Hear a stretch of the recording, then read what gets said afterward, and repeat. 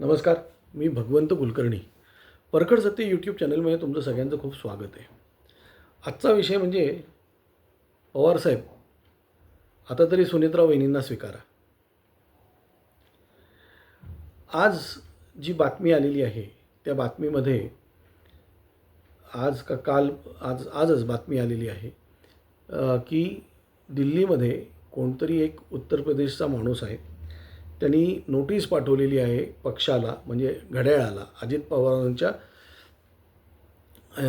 पवारांच्या पक्षाला नोटीस पाठवलेली. तो माणूससुद्धा त्याच पक्षाचा आहे की सुनेत्रा वहिनींची निवडणूक ही रद्द करावी, म्हणजे राष्ट्रीय अध्यक्ष म्हणून आणखीन ही रद्द करून नव्याने निवडणूक घ्यावी वगैरे, असं काहीतरी ते नोटीस पाठवलेली आहे त्यांनी. आता अजितदादा जाऊन एक 4-5 महिने झाले. सुनेत्रा वहिनींनी नेतृत्व स्वीकारलेलं आहे.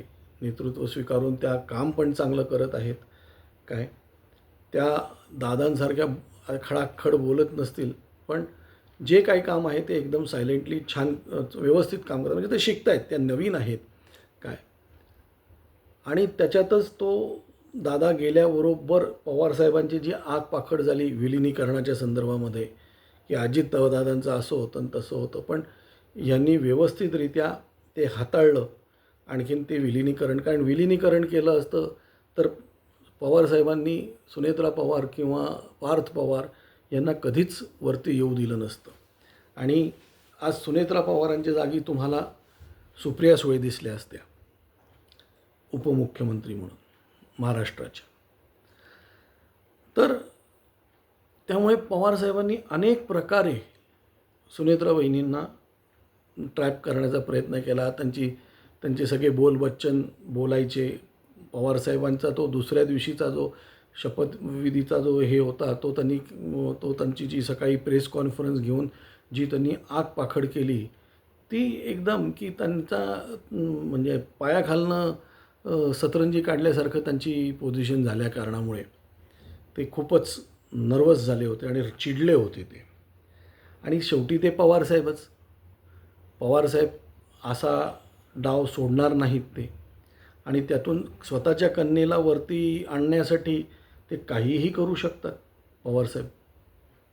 त्यांना बाकी कोणाचं नाही, त्यांना फक्त सुप्रिया सुळेचं हे आहे. त्यामुळे मधल्या काळामध्ये पण सुनेत्रा पवारसुद्धा वहिनी एकदम पक्क्या, त्यांनीसुद्धा त्यांना हे लागू दिलं नाही. ऑफकोर्स भाजपचा त्यांना पाठिंबा होताच, नाही असं नाही, पण काही राजकारण त्यांचंही थोडंसं फार कमी जास्त चुकलं असेल. म्हणजे माझ्या दृष्टीने सुनील तटकरे, आणखीन प्रफुल्ल पटेल, आणखीन छगन भुजबळांबाबतीत त्यांच्या काही गोष्टी चुकल्या असं माझं पर्सनल मत आहे. त्याच्यावर कधीतरी आपण एक व्हिडिओ बनवू.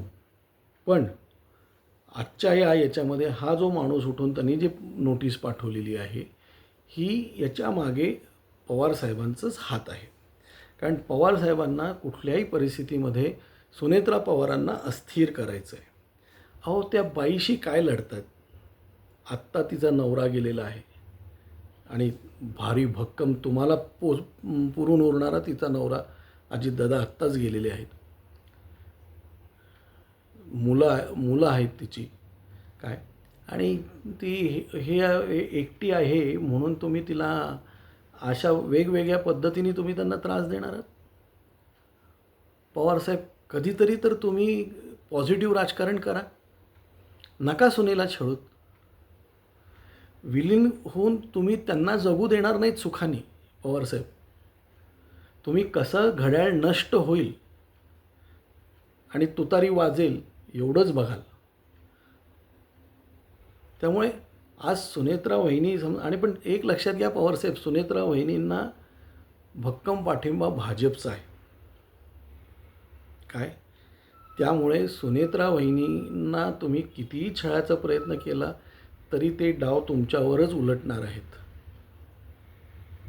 आज तुम्हाला त्यांना हे करता येत नसेल, त्यांचं अभिनंदन तुम्ही कधी केलेलं नाही आहे पवारसाहेब, पण तुम्ही त्यांचा दुस्वास तरी करू नका. त्यांनी जे काय मिळवलेलं आहे ते म्हणजे फार चांगल्या मार्गाने मिळालेलं नाही आहे. आज त्यांचा नवरा त्याच्यामध्ये खपला तेव्हा त्यांना ते मिळालेलं आहे. त्यांचा नवरा जिवंत असता तर त्यांना ही गरज पण नसते आणि तुम्हाला पण ते तुम्हाला पुरून उरले असते. पण आज ती जेव्हा चांगलं राजकारण करतायत त्या वहिनी सगळं व्यवस्थित करत असताना तुम्ही त्यांना सपोर्ट करायचा सोडून तुमच्या घरची सून आहे. शेवटी तुम्ही त्यांना बाहेरचाच दरवाजा दाखवलात. बाहेरचे पवार आणि घरचे पवार. घरचे पवार तरी घरचे कुठे आहेत तो?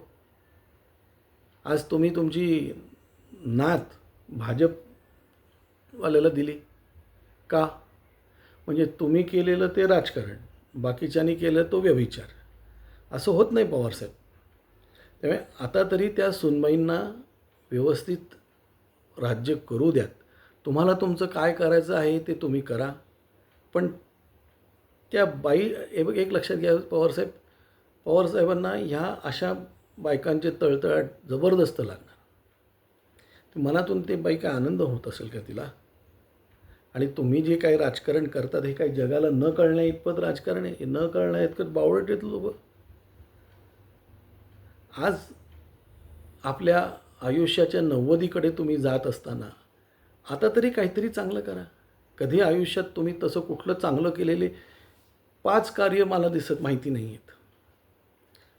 तुम्हाला मी राजकीयदृष्ट्या खूप मानतो, पण 5 कुठली चांगली गोष्ट तुम्ही केलेली मला तुम्ही दाखवावी पवारसाहेबांनी. कोणी? पवारसाहेबांनी कोणाकोणाचे नुकसान केलं तर हे एवढी मोठी लिस्ट लागेल. अगदी त्याच्यात अजितदादाचं सुद्धा नाव येईल. आणखीन घरातली 4 लोकांची नावं मी सांगू शकतो.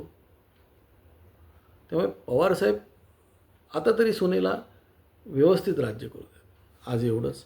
धन्यवाद.